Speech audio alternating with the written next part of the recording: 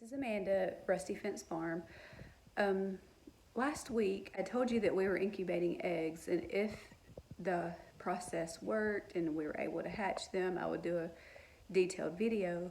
The reason I had doubts about it working is because our incubator is a little bit older, and I wasn't sure if the heater and the temperature and all that was correct. We hear chicks cheeping. None have hatched. We hear chicks cheeping, and I'm just going to show you the eggs that we have in there.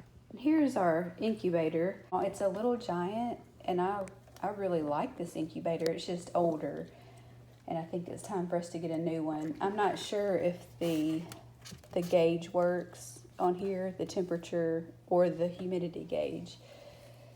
Also, we don't have an egg turner. We just have been turning the eggs ourselves 3 times a day. We've always done that. We've never had an egg turner. And we're home a lot. We homeschool, so we are here quite a bit. And it's usually not a problem for us to just turn the eggs. But I'll put the camera a little bit closer. I know you're not going to be able to see, but it's an egg back there that the light is shining on that's starting to hatch, and then there's one other one that we can see on the other side that's starting to hatch, and you may be able to hear some chirping as well. We're about to head out to the store to go get wood chips to get our little brooder box ready, and what we'll do is we'll leave the chicks in here, of course, overnight. Actually, tomorrow's the 21st day, so I didn't expect them to hatch until tomorrow, but and some of them probably won't. A few may hatch today. Of course, it may take them all night to hatch, but I just want to go ahead and get the stuff and the chick feed and all that kind of thing and be ready for that. Or when it's time to get them out of the incubator, I'll probably leave them in there for a whole day or 2, possibly.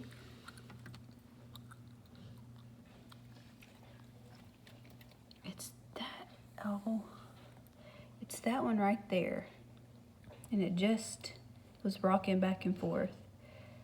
Maybe, no, can't see it very good. How about like that?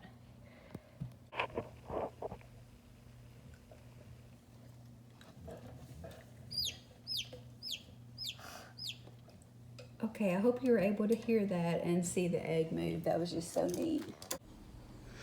Okay, you could see the egg move, and you could also hear the chick cheeping on the inside of the egg. Also, what you'll notice is we have the letter O written on the eggs. On the other side of the egg, we have the letter X.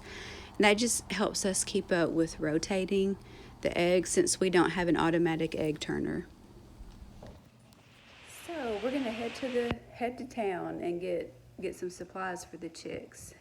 These 21 days have really passed quickly for us, and I have to say I am surprised that our incubator worked again, at least for 2 or 3. I think I've seen 3 eggs moving around, and I hope we get hens.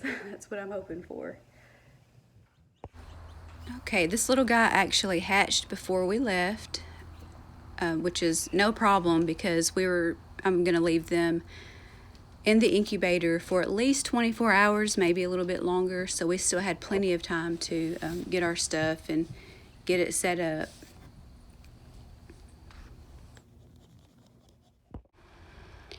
Sophia stayed in this position for 2 whole days waiting on the chicks to hatch. Okay, so maybe not 2 whole days, but she was in that position a lot over the next 2 days. Well, we're headed out to go pick up our meat. The butcher called, or actually texted us one day last week and told us that our meat is ready. So first we're going to head to Co-op. We've got to get some sheep feed and horse feed and I need to get some chick starter for little chicks that are hatching. And then we're gonna head out to the butcher's to get the lamb meat.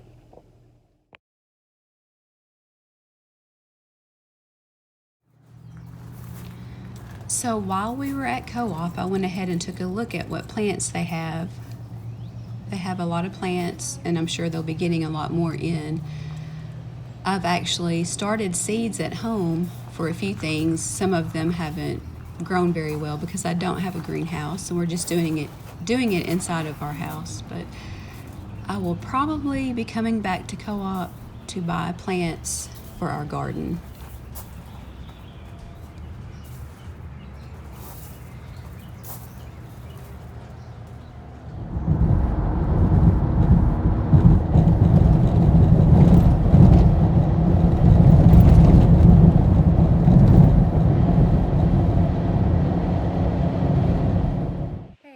We're back home now. We ended up getting 24 pounds of ground lamb, and I'm happy. We took 2 lambs and got quite a bit of meat back, so it was a very good price as far as having the lambs butchered. So I'm going to turn the camera around and show you what all we got. There's the ground lamb. We get it in 1 pound packages. We got 1 package of tenderloin, which the lamb tenderloin is really, really good. Then we ended up getting, let's see, 1, 2, 3, 4, 5, 6 packs of lamb chops, and we got 1 pack of roast.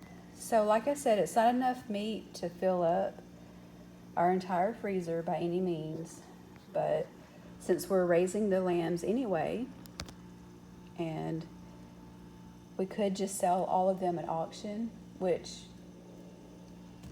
I don't know, as high as meat is at the store, might as well get our own animals processed. And then also we asked the butcher to save the hearts and the livers for dog food. So we'll thaw that out and cook that up.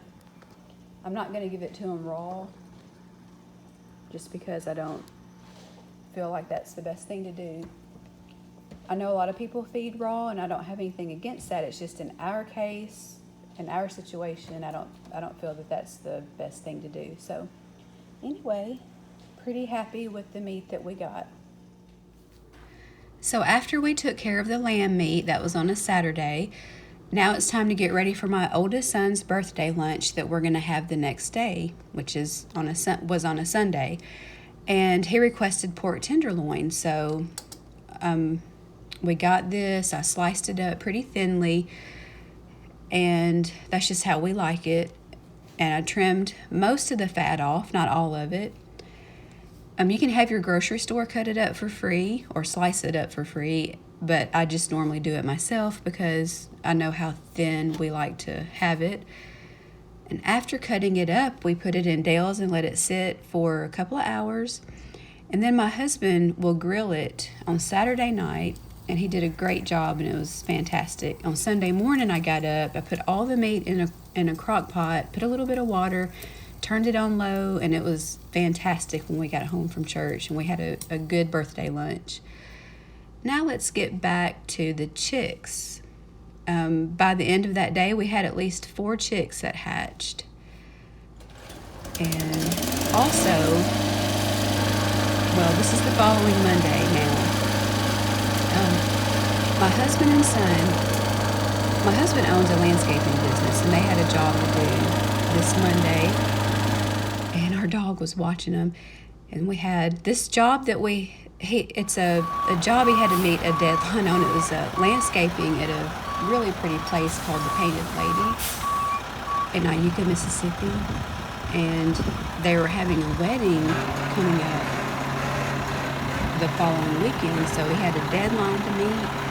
and it took a lot of mulch. So we just had this mulch delivered from a local place here in our town. Phillips is the name of the place. Anyway, they delivered this, and because we had to order so much, it wouldn't have made sense for us to make multiple trips to town and back to the job site. So we just had it delivered to our house, and so my husband could just leave the job site and come home, load up, and go back, which was closer than driving all the way to town. By the end of Monday, we had 11 chicks hatch all together. They're the cutest little things. You can just sit and watch them forever. But we had one chick that was hatched with curled feet. So one of our chicks that hatched has curled toes, which I've never had to deal with this before. But if you see his little feet, he cannot straighten the feet out.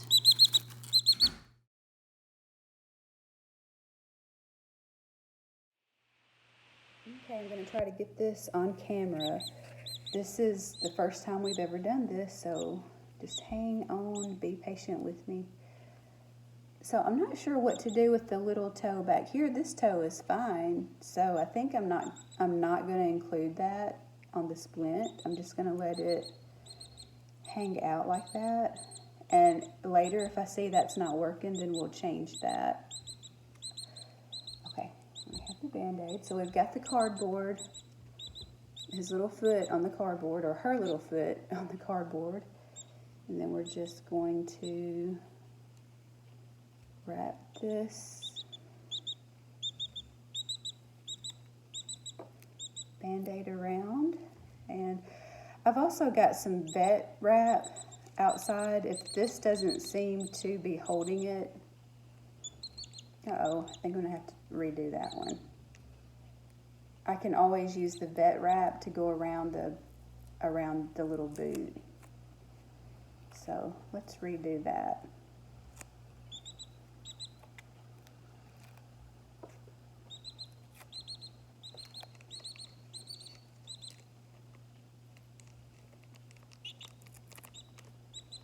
Okay, I'm sorry if you can't see what I'm doing. It wasn't quite on there straight enough. Okay, I think we've got it now.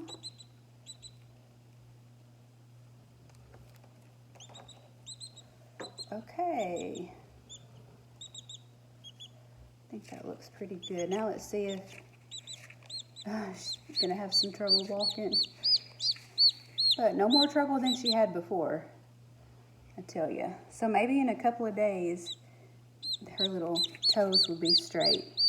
And we will show you what the result of this little experiment is. But in the experience we've had on the farm,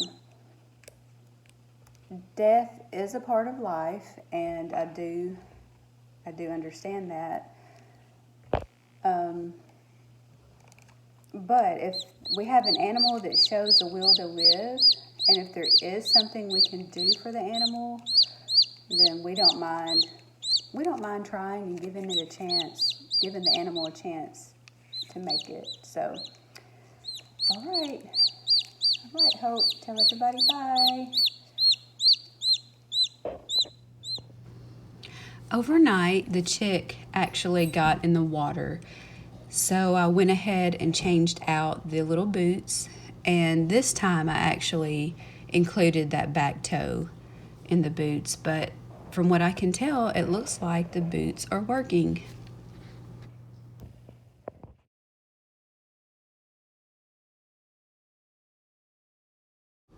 When I redid the boots, I went ahead and put vet wrap around the cardboard and the Band-Aid.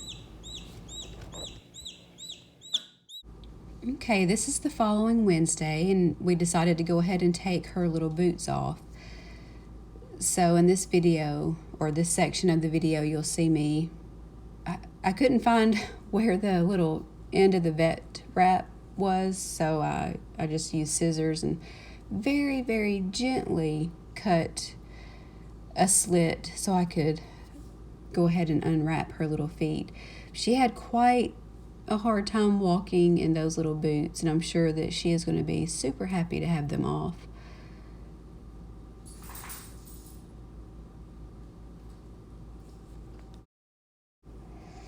Okay, I'm speeding up this part of the video a little bit so it's not so long and drawn out, but you'll see that after taking off the little boots, or you could call them splints, I guess, it really did straighten her little toes out. So I'm really glad it worked. It was a good experiment for us, and like I said, we've never had to deal with that before. And I think curled toes can be caused by temperature changes in the incubator, or maybe they tried to hatch too fast or something like that. I mean, who really knows? We don't really know.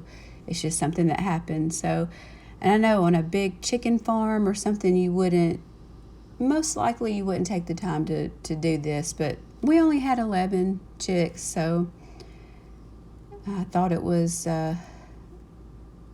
worth a try anyway to straighten her little feet out. Okay, there you go. You can see that her toes are perfectly straight. She may have to learn to walk, but her toes are straight at least.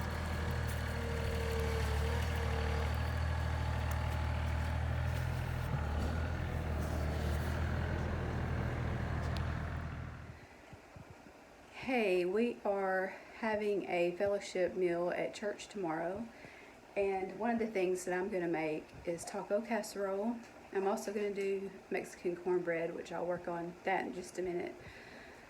But I'm going to do a taco casserole made with the lamb meat that we picked up last Saturday. So I was just going to show you that right quick. Okay, this is the lamb meat. I put 4 pounds in this pan. And really, when you fry the ground meat, there's really, I don't, let's see if you can see it in here. There's a little fat. I actually think the butcher adds fat to the meat because it's so lean. And I probably can go ahead and drain this, but I'll let it cook for just a few more minutes, and then I may drain it.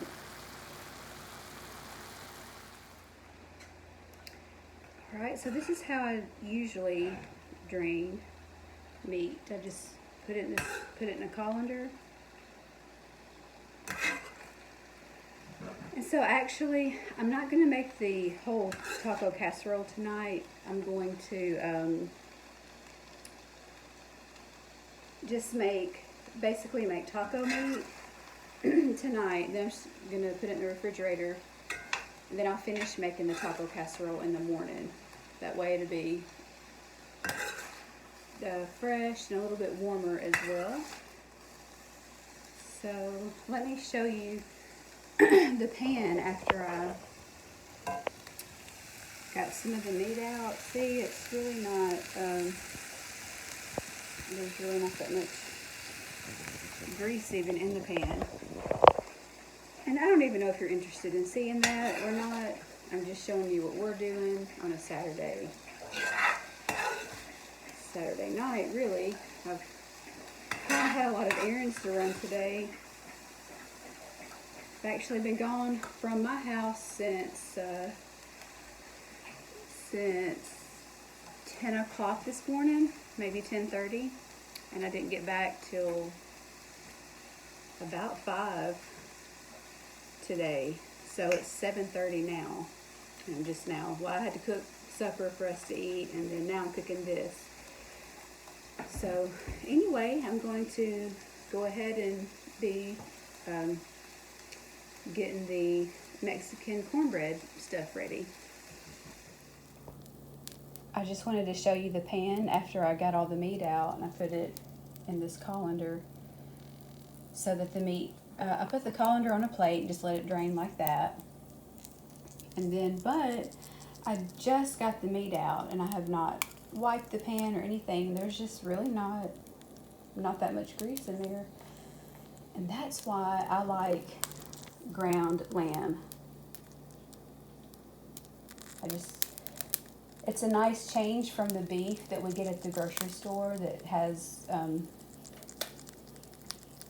I usually get the 80-20, but it still has quite a bit of grease in it. Anyway, I just thought I'd show you.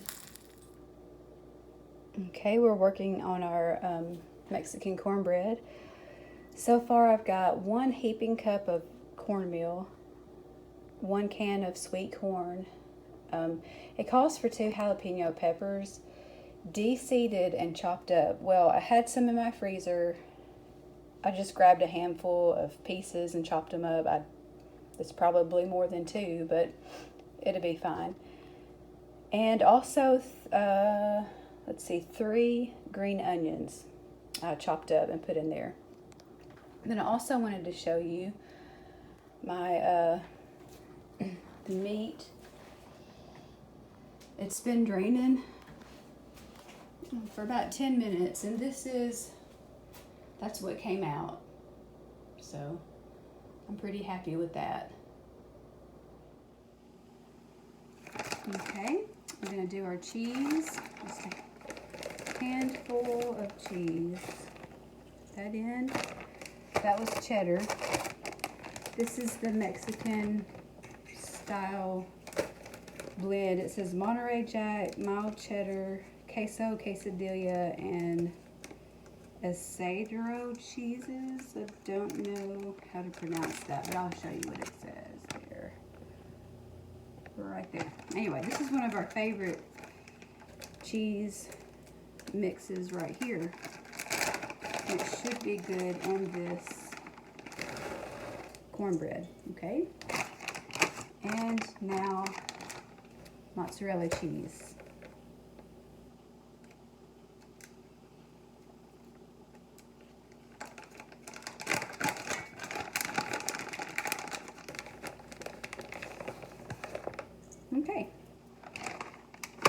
Okay, the next thing I'm gonna do, I'm gonna stir this up, and I'm gonna put 1 egg, slightly beaten. I've already done that. And I'm gonna put buttermilk. I don't know how much. I'm just gonna pour enough in here to make all of this moist and mix up well, and I'll show you. Okay, I've got everything in it, and this is what it looks like. This is actually only the second time I've ever made this, but I would call that moist. I feel like it should be a little bit runnier, but as the directions says to add buttermilk until moist, so I think this is moist, and I'm fixing to pour it in that skillet right there that I've got butter in, and then stick it in the oven. Okay, I've got the cornbread batter or mixture in the skillet. Let me show you what that looks like. Okay, pardon the shadows right there. Oops. Our light is out on the Vinahood, so anyway. So this is what it looks like, and I'm going to stick it in the oven. I'm just going to follow the directions for the cornbread. So I'm going to cook it on 425 for probably 25 minutes. Okay, so I just poured the meat back into the pan so I can add the taco seasonings to it. But out of 4 pounds of meat, that's how much drained out of I'm not even sure if it's all grease, because this meat was still frozen in the middle, so some of that may just be moisture. Anyway, so still not bad out of 4 pounds of meat fried in a skillet. Well, thank y'all so much for watching this video. This is just a little peek into our lives the past couple of weeks. We'll have some more videos coming out soon, and we'll see you in the next video.